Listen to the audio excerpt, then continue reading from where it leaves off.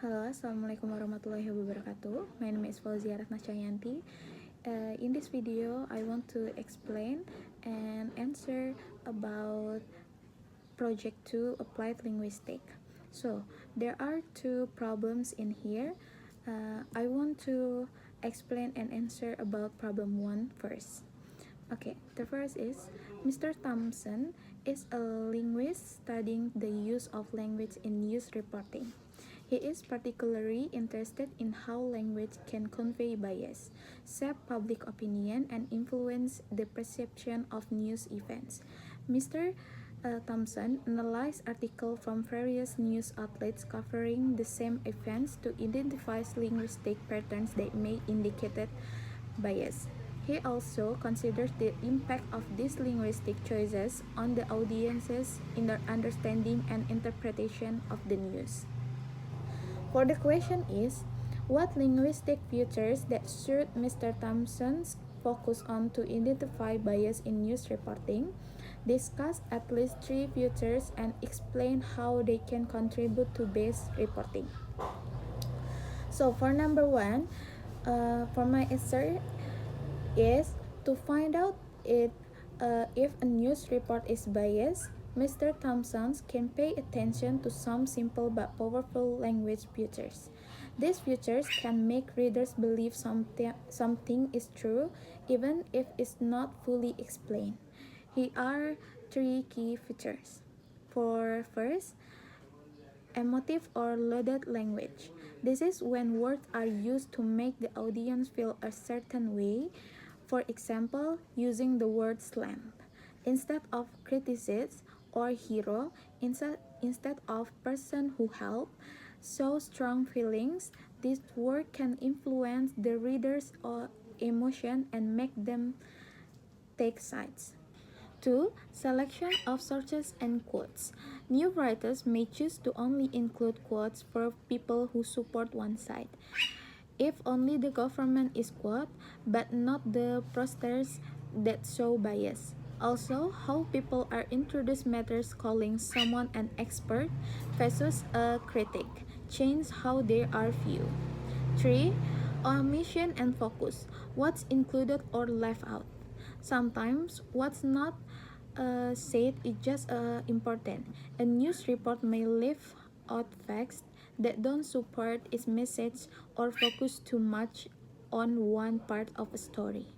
For example, if a protest is reported only as causing traffic but doesn't mention why people are protesting, the message is unfair. So all these small choices can affect how the reader understands the news, often without even realizing it. That's why language in media needs to be studied carefully. Next, for problem number 2. For problem number 2 is, imagine you are a language planner working for the government of country with a diverse linguistic landscape. The country has several indigenous languages spoken by different ethnic groups, as well as a dominant national language used for official purpose. Your task is to develop a language policy that promotes linguistic diversity while ensuring effective communication and national unity. For the question is, how can the government promote the use and preservation of indigenous languages through education? I will answer. Education is one of the most important ways to protect and promote indigenous languages. So, there are three simple but strong ways the government can do this.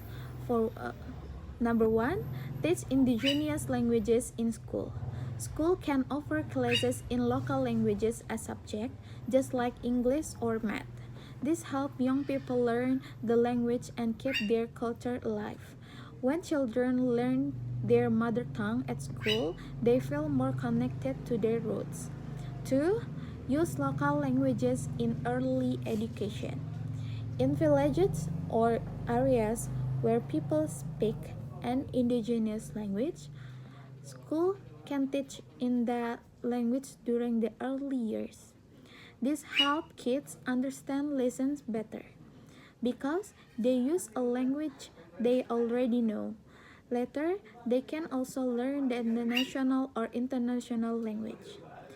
And number three, train teachers and make learning materials. The government can prepare special books, games, and digital tools in indigenous languages. Teachers can also be trained to speak and teach in these languages. This makes learning more fun and keep the language useful in modern times. So, overall, by doing these things, the government shows respect for all cultures. It also helps build unity because every group feels included and valued. So that's all for my explanation and answer about Project 2 Applied Linguistics. Thank you.